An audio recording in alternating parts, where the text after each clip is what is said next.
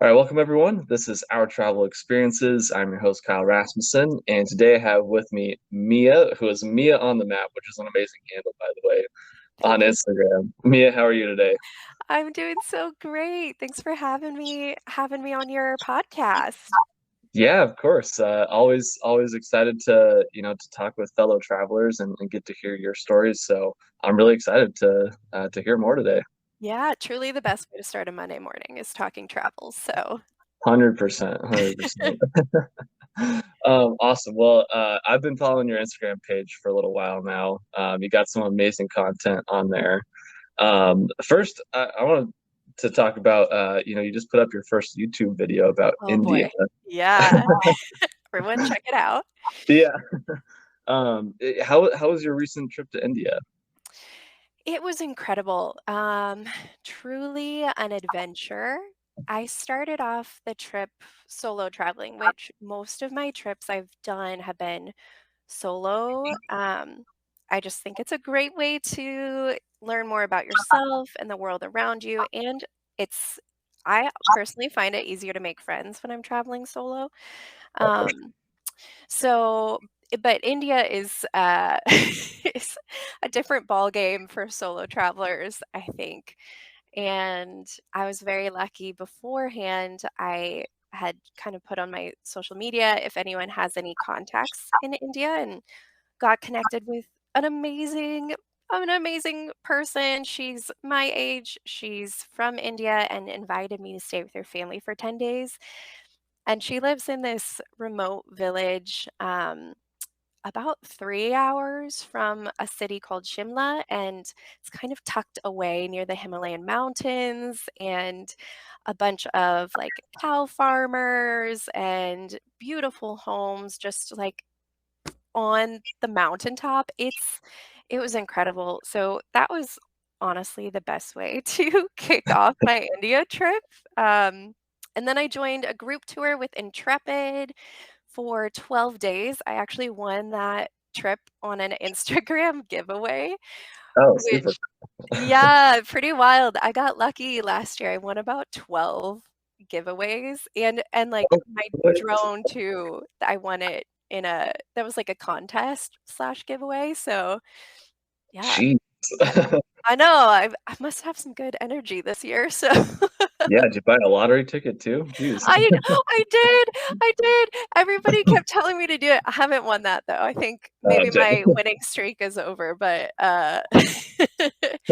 yeah, India was really incredible. After starting the group trip, it was jam-packed. I mean, Intrepid knows how to do tours, and sustainable travel, which was really amazing to get to see so much in a short period of time, but Mhm, also, uh, at the end of the trip, I went south with my friend Candace, who you know, and, mhm.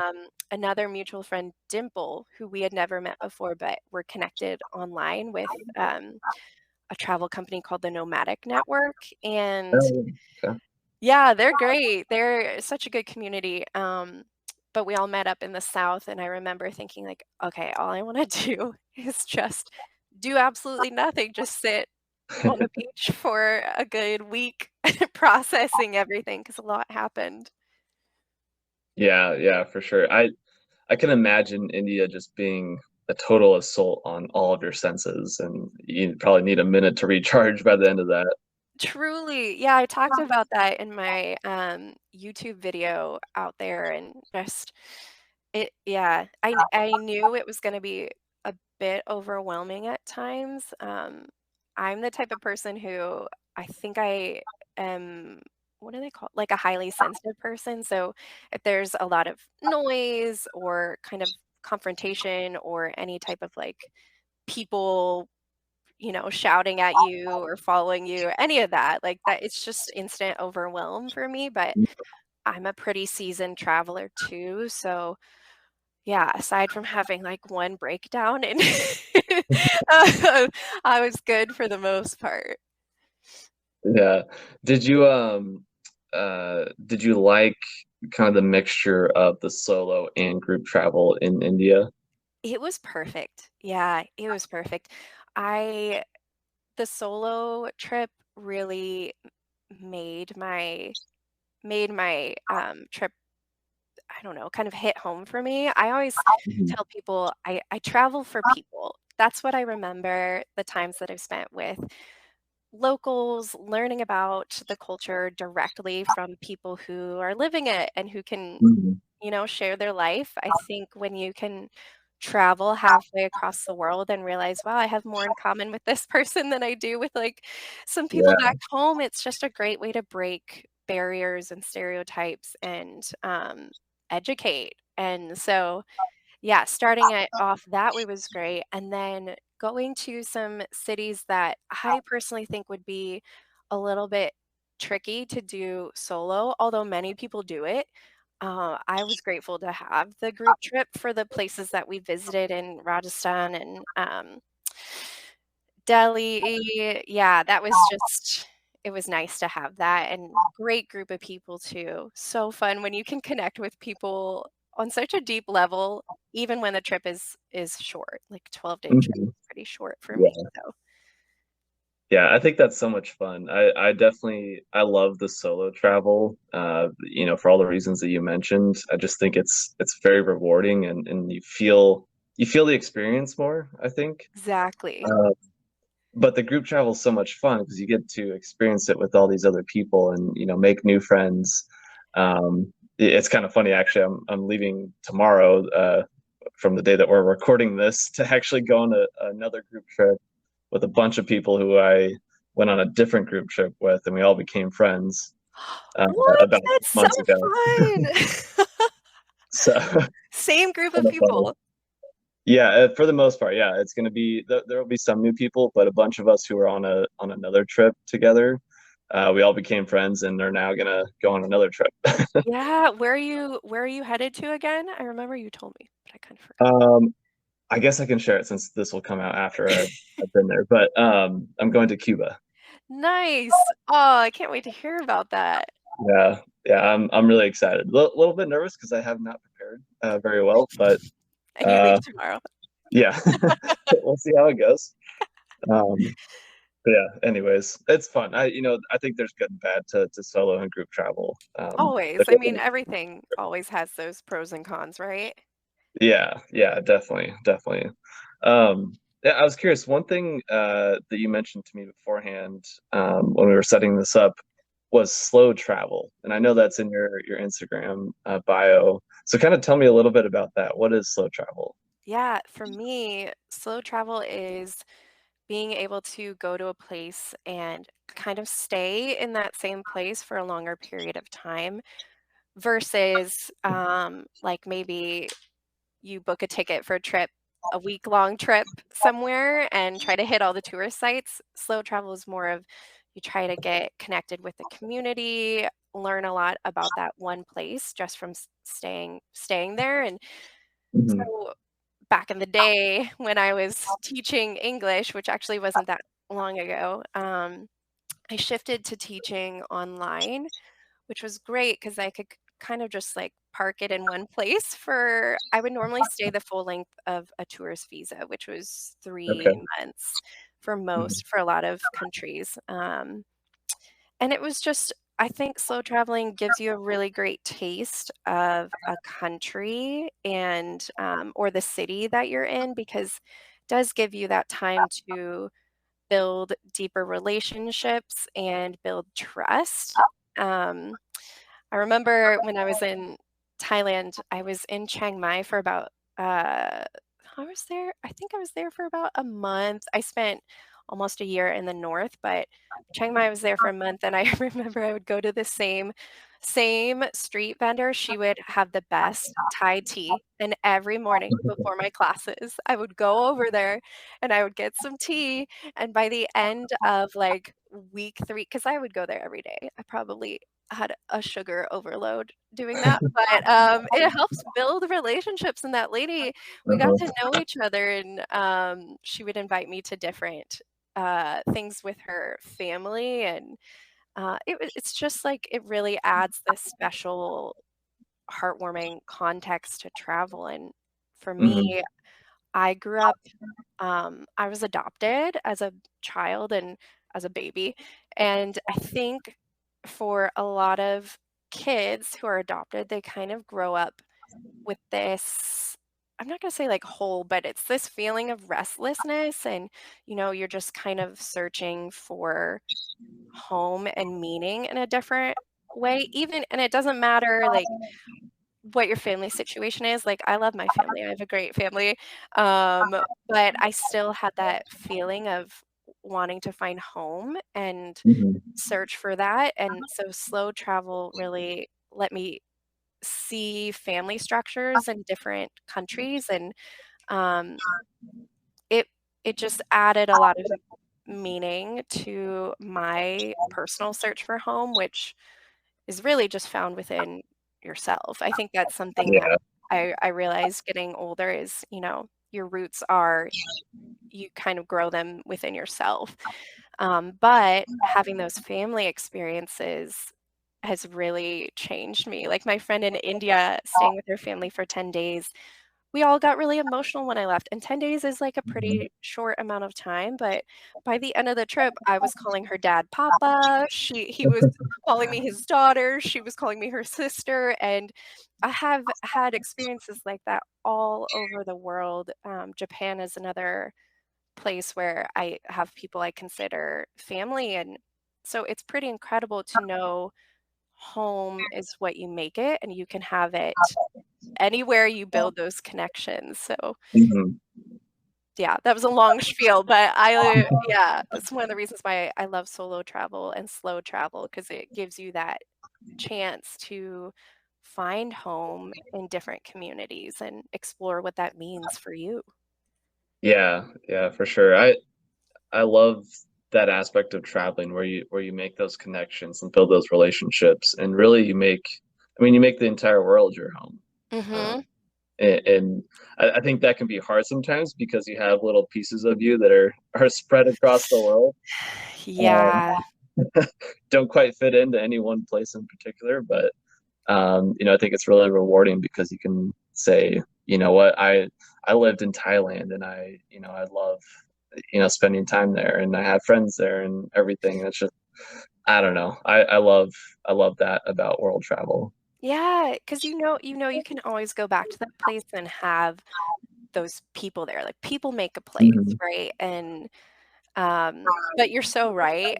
There's always pieces like anywhere I am, I'm always thinking about people in other places too. And so for me now, I know a lot of friends who are kind of they're the and there's nothing wrong with this, but I have friends who are kind of like country counters, and so I've been to like this many countries all over the world, and for me, I end up returning to the same place a lot just to keep building those relationships. I still like to go to new places too, but, uh, when I can go back to visit, like, Thailand, Japan, South Africa, like, I'm gonna do it. Mhm. Um, but yeah, it is also a privilege to get to be able to go to so many places, and I reflected a lot about that when I lived in Thailand because most of my students were grew up in a refugee camp. Most of them are from Burma, Myanmar, and so that ability to travel for me, just like man, they could barely even leave the camp. The only way to get out is mostly through education and getting into a school that give you a little pass that allows you to travel outside of the refugee camp and um, yeah, I always try to use my travel experiences to help bring the world maybe to people who can't Mhm. go, and it's the same for, like, being in the US, I mean, it's a little different, but, like, there's a lot of people in the US who I found don't travel very much or don't have a desire to Yeah. travel. They say, like, "Oh, I've got everything I need right here."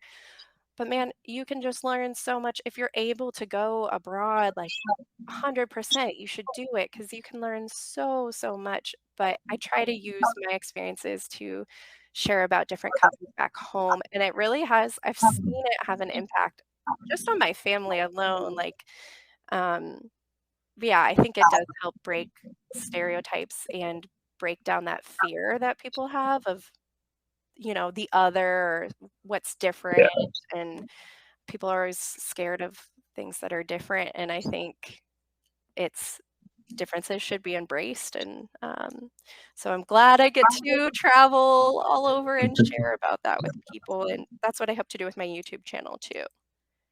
Yeah, that's awesome. I think one of the big things that the US is missing is encouraging people to travel abroad and Mhm.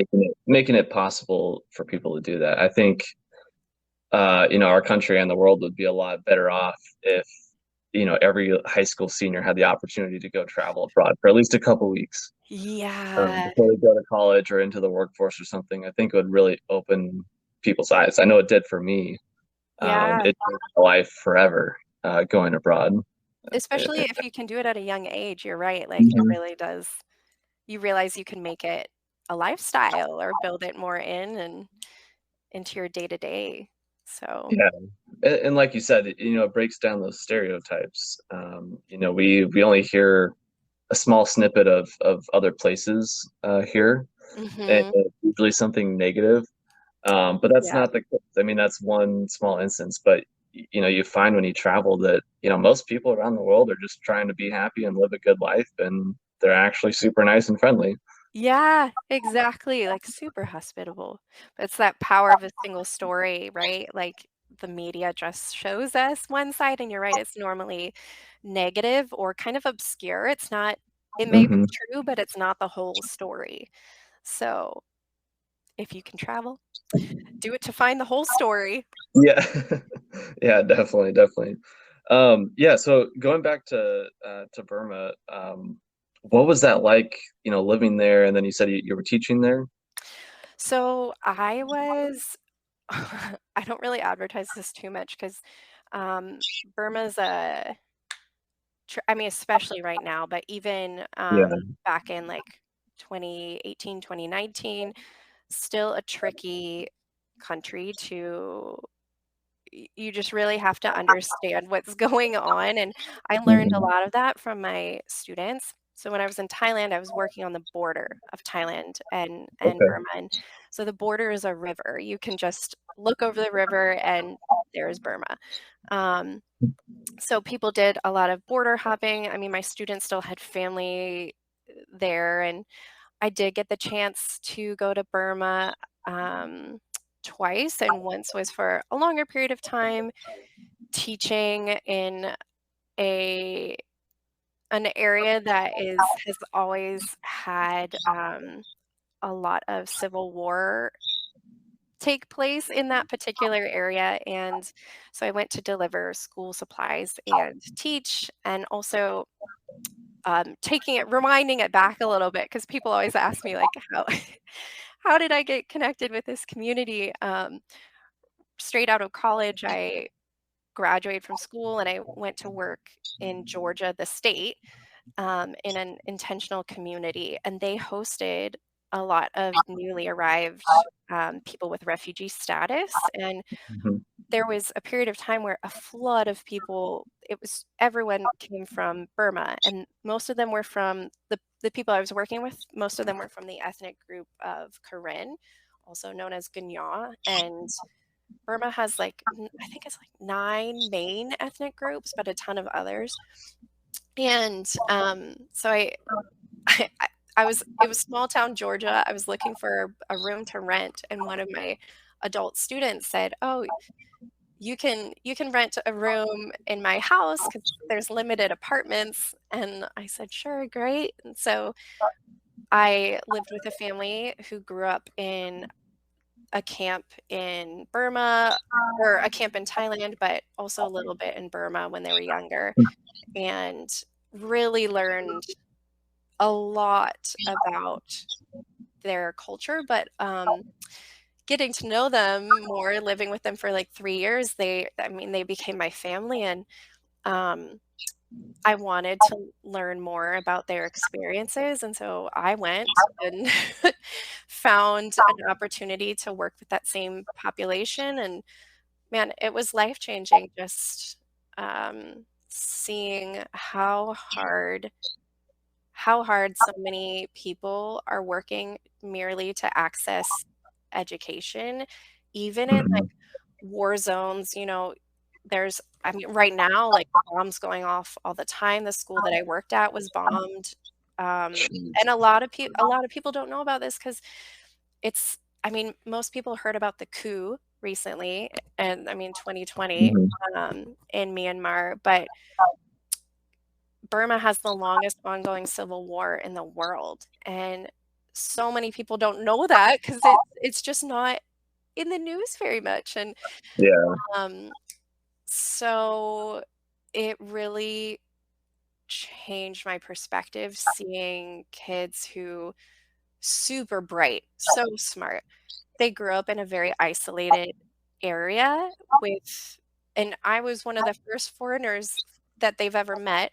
They don't have access to internet, and yet they were very good at speaking English and would spend their evenings, studying by candlelight. Oh Um, my gosh. it's just it was so moving, and I got very attached to the teachers and students at that school and in Thailand, and, so I've tried to do what I can to spread awareness, and, um, there's an organization called Project CARE, Kare. um, they they send a lot of school supplies to that area and do a lot of fundraising. So if anyone's listening to this and wants to to support, they're a trustworthy organization. So Okay. yeah. Yeah, I'll have to put the link in the description here. Yeah, But I'll send it to you. yeah, perfect.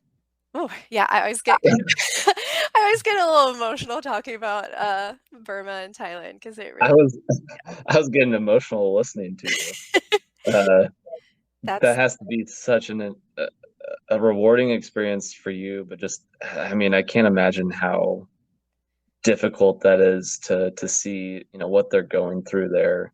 Mhm. Um, I know that area's had a lot of issues for a long time. Yeah. Um, but it's just sad to see, these innocent people that really don't have anything to do with it are, caught in the middle of it.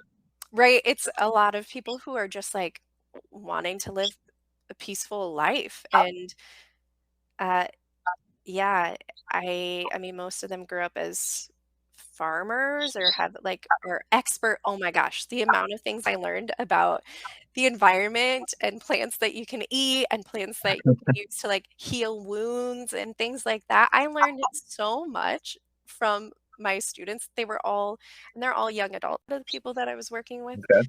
Or getting to know and yeah, it's a complicated thing because I think a lot of people who travel to more places that are experiencing more difficult hardships, you have an obligation to um, do your part in trying to listen to the locals and listen to what they're asking for of how you can help, how you can be a helpful presence as a Mhm. Westerner, as a foreigner who's witnessing the same things that they're going through, yet have the privilege to leave and go back home. And so I grapple with that a lot of, okay, I'm not doing enough. I should be doing more.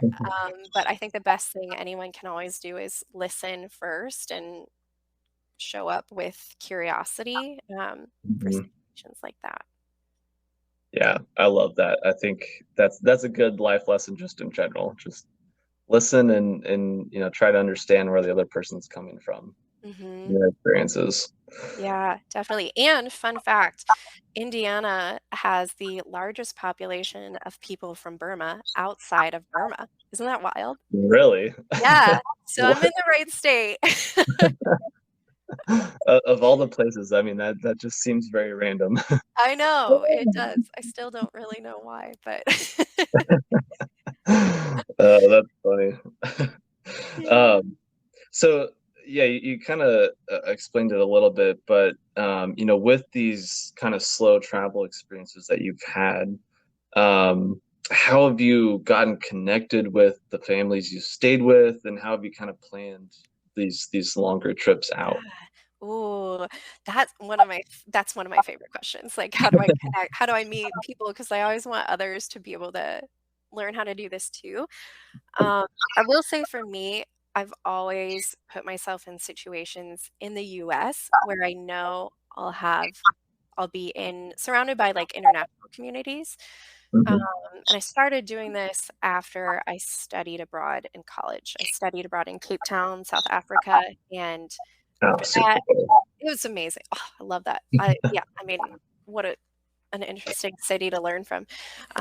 But I worked in the study abroad office afterwards and got to know a lot of the international students and started participating more. And so I always tell people like start in your hometown, or if you don't have like a big international community, just explore a little bit in your own home state and get to know people that way, by going to, I don't know, international supermarkets, maybe seeing if there's volunteer opportunities to welcome in people from other countries. I actually got a job doing that as a relocation specialist. It's been amazing. No, Um, but that's one way.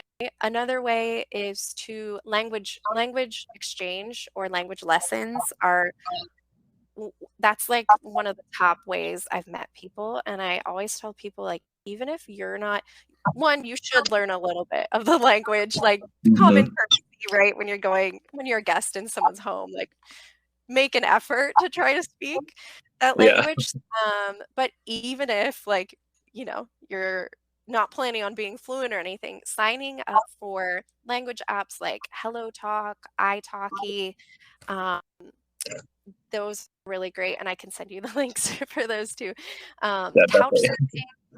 Couchsurfing is a great way to do it. Facebook groups. I met my best friend in Japan through a language exchange Facebook group, and uh, we ended up being pen pals, which I know I know it's like kind of outdated now, but we legit sent letters to each other with pictures of our family. And by the time Wow. I got to Japan, she was like, you need to come see me, come stay with my family." And she lives in the northern island in Hokkaido. And oh, that I had just the best time. So that's another way you can do it.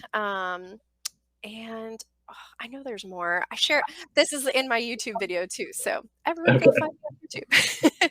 Yeah. And then how I plan my trips. It's looking a little bit different for me now. I'm about to start a new job, which is full time, and I haven't done that for a while. But for me, I was able to travel and live abroad full time as an English teacher, teaching English as a second language. And in two cases, I worked in a school. So I was just an expat. I was full time working.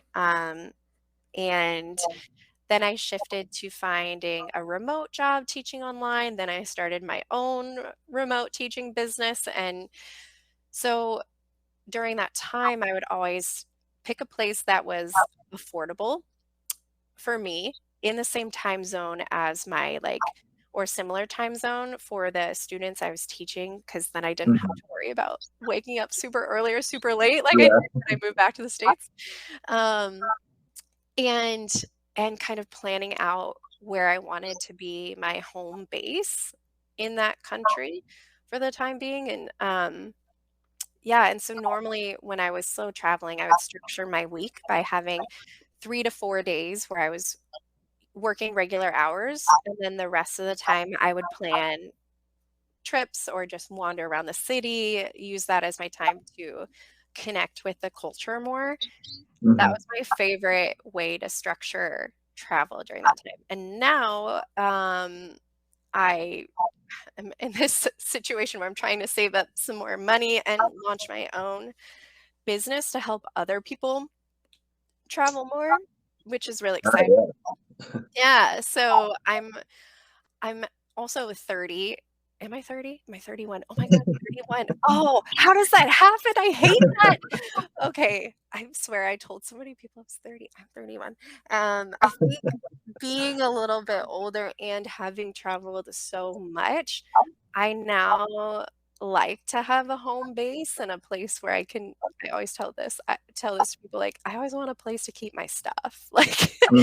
and a Yeah. place where I can host people, and so for me, Indianapolis is that home base, and, um, I used to really not enjoy growing up in Indiana. It wasn't always known for the best things, and, after being here as an adult and embracing I realized, like, man, this city's changed so much. It's really cool. It Hmm. has such a support for, like, creative communities, but, yeah, now I have home base, but I'm gonna have to get into, like, PTO, like, learning how to maximize PTO and plan my trips around that. So that'll be a big change. Once I learn how to maximize travel through that, I'm happy to share about it. But Yeah, definitely. yeah. Yeah, I know you got to get going here soon, but yeah, I mean, with the slow travel, um, I think I don't know. It's interesting because I get what you're saying about the wanting to have a home base now. I definitely feel that a lot, Mhm, um, which I think sometimes might stop me from doing a longer term trip just because mhm. I do like coming back to that home base and Yeah. kind of recharging, getting back to my normal routine, and then heading out again. Mhm.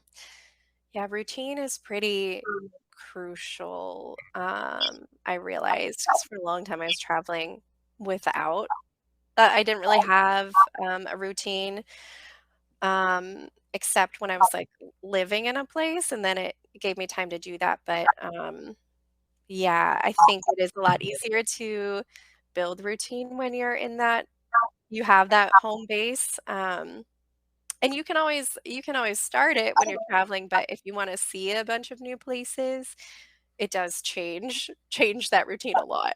Yeah, especially if you're just you only have a couple days or something, like you're just Yeah. going all day long and you're not going to get a chance to do what you normally do. Mhm. Yeah, exactly. I'm looking at different opportunities now to work abroad that's, like, slower, but you could still do it with a regular job if you have a remote job, and I just interviewed, someone who did remote year, but you can do it for, like, a month, so that's another good option Okay. for Okay. people because Yeah. they have it so you have, like, a workspace, you have community already, like, everyone who joins that program is, a digital nomad or working on projects. And so it's kind of nice because it is easier to have that routine and that structure in your day to day when you've got Mhm. accommodations, community, a lot of that already in place for you. Yeah, I feel like that would make it easier because you're all trying to do the same thing, so you're gonna have that the infrastructure there. You're like the Wi-Fi is gonna work, kind of Mhm. thing. Right, right. Um, Wi-Fi you're is gonna have the fun. resources you need in order to keep up with your job. Mhm. That's funny. That's cool. I'll have to look into that for sure because that's something that interests me. Um, maybe not a whole year, but like a month. That sounds Yeah, really fun. for sure. Maybe I'll see you in one of the Yeah, one of yeah. the programs. If you're doing one, let me know. I'll look into it for Yeah, sure. I will for sure. That's awesome. Well, I think we can wrap it up here. I definitely want to do a part two sometime soon. I would love Hopefully that. after some more of our own travels, and then we'll have more experiences to share too. Yeah, that sounds perfect. Awesome. Well, Amita, thank you so much. I really appreciate the time. I love hearing your experiences, and honestly, I can really hear your love and your passion for traveling, and it's fun to experience vicariously through you. Oh, that's like the best compliment. Thanks, Kyle. I appreciate it. I love sharing about it. So, honestly, yeah, if anyone has any questions, I always like to help people as much as I can, so feel free to connect with me Mhm. on Instagram, TikTok. I guess I'm on TikTok now. I'm trying that out. I YouTube. haven't got there yet. Yeah, Yeah, what are the handles and everything? it's all Mia on the Map. YouTube, I mean, I just launched, but yeah, you should be able to find me with Mia on the Map as well. And my email is mia@miaonthemap.com. So any long questions, you can drop them in the email. Cool. Yeah, definitely. Everyone should go check it out. Like I said, I've been following you for a while, so I love your content. I think it's awesome, and it's always fun to see, the travels that you're experiencing. Thank you. Yep, more to come, always. Yeah. Yep. Definitely. Well, thanks again, Mia, and look forward to seeing you somewhere around the world soon. Sounds good. Thanks, Kyle. All right. Have a good one. You too. Bye. Bye.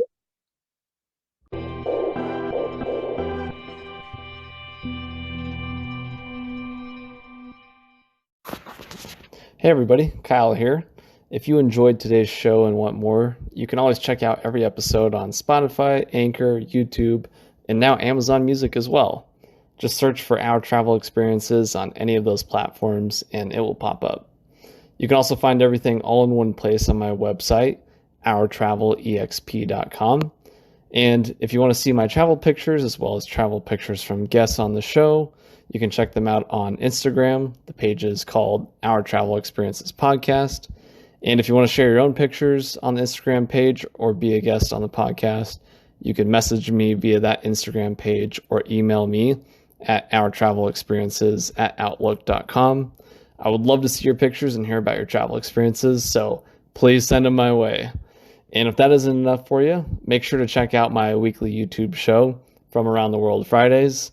Every Friday, I'm taking 5 to 10 minutes to answer questions from listeners, share some souvenirs that I bought over the years, share my postcards over the years that I've accumulated, or share videos and pictures from one particular city or country that I visited, and so much more. So check it out, guys. You won't be disappointed. And make sure you go subscribe to that as well. Thanks again for listening, and I'll see you somewhere around the world soon.